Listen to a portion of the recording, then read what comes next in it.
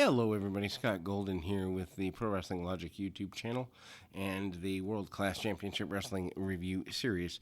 We are on the 25th of September, which is a very Von Erich heavy episode. All three of the Von Erich boys singles are in singles action this week, so obviously maybe they're worried about ratings, or maybe they had some stories they really wanted to get over, or maybe it was just Von Erich week on World Class. But regardless, we move into the 25th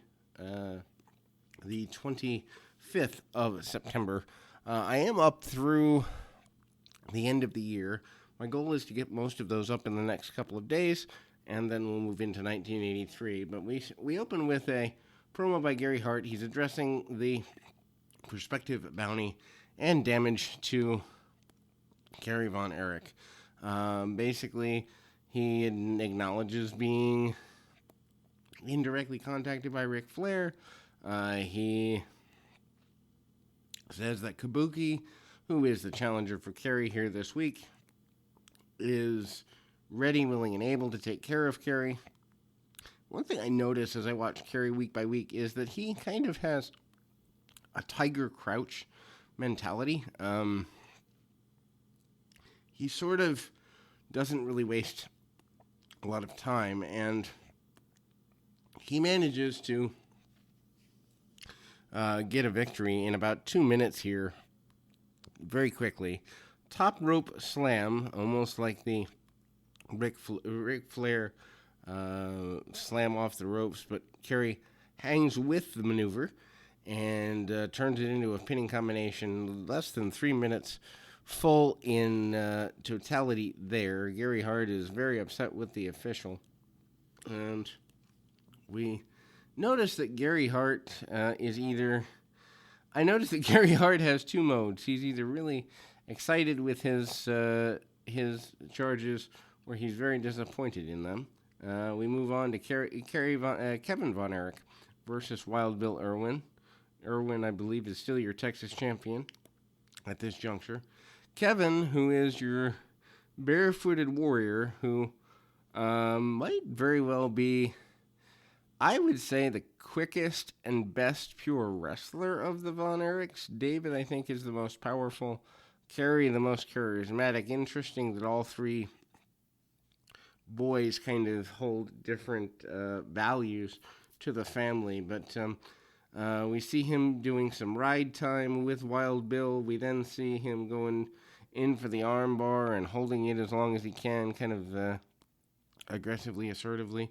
Tries to use a full body scissors at a point in the match, which is a rare hold to see these days. I don't think most wrestling fans in 2020 even knows what a body scissors is, outside of maybe your diehards or your MMA fans who understand body control. But Wild Bill is up and unhappy with things.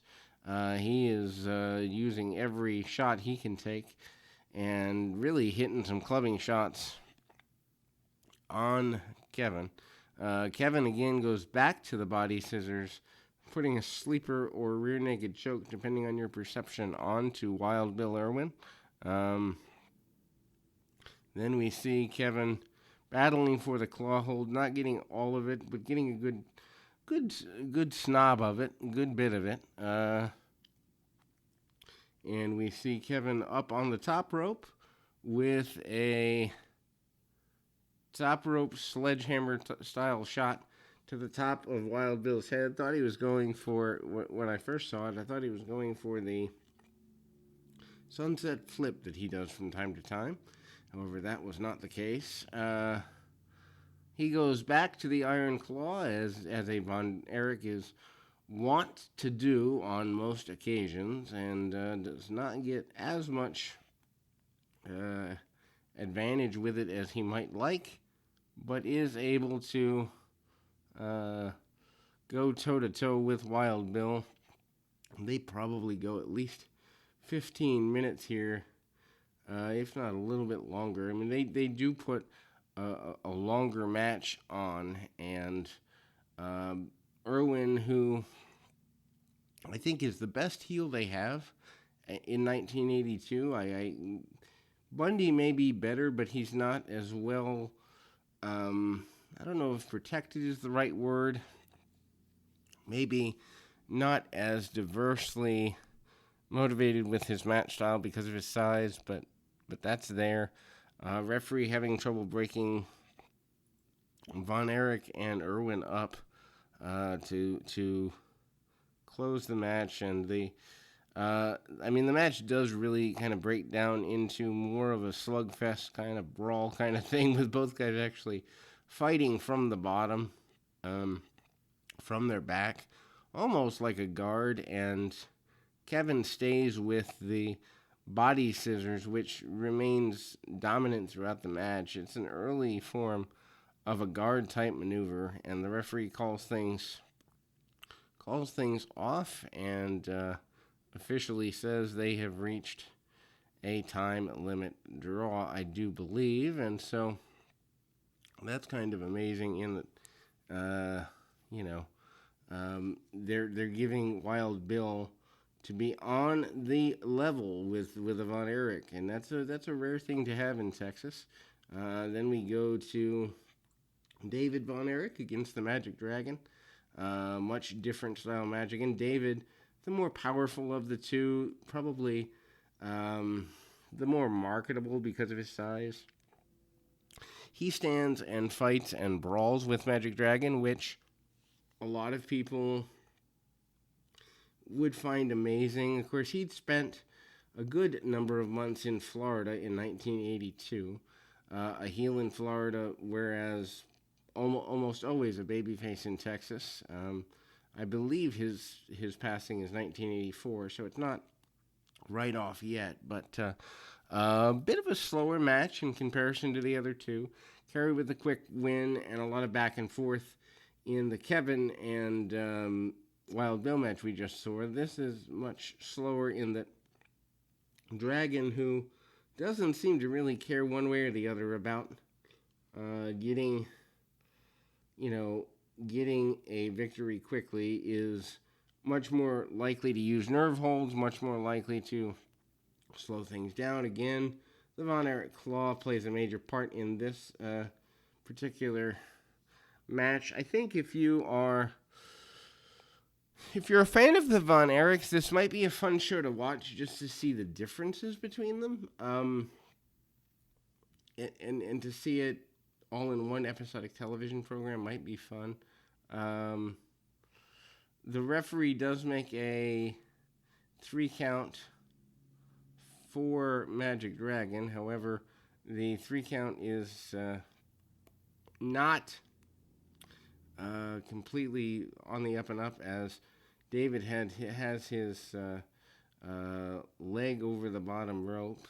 The referee rushes back. David takes a sleeper hold and gets the victory. He talks about being really glad to be back in Texas, talks about wanting to be a champion again in Texas, and just is really happy to be home, happy to be representing the Von Erich family again. And that is the derivation of his promo. Von Erichs really, truthfully, aren't the best promos. We go to our main event, which is King Kong Bundy against Bugsy McGraw. McGraw, a former member of Hart and Hussein Incorporated, not a member any longer. And they're given, probably about 7 or so minutes here. Bugsy comes out with a hat. Bugsy is doing a lot of comedy spots.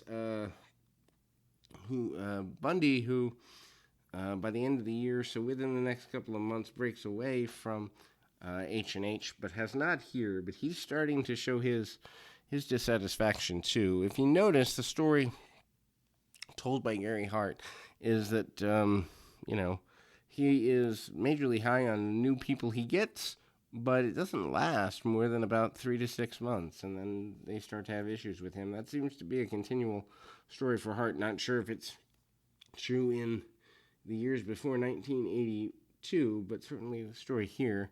Obviously a slower match. Bundy with a bear hug. Bundy, brawling with his former stablemate, but Bugsy, to his credit, uses the Dusty Rhodes style jabs and does not allow himself to get upset very easily. Does get chased to the outside of the ring, though. Bundy is able to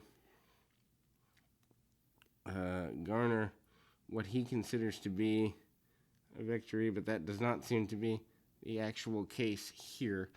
They don't do a lot to blow off this particular match. Arman Hussein holds Bugsy for Bundy and gets nailed by his charge. Bugsy immediately goes for the jabs, and Bundy kind of stands there, sort of sells, but doesn't really. I mean, it's kind of, it is what it is, and there is a disqualification victory for Bugsy McGraw. Wild Bill Irwin runs in. The post-match is a major brawl, and that is the end of September in World Class. So until next time, keep your feet on the ground, your mind in the moment. Until next time, everybody.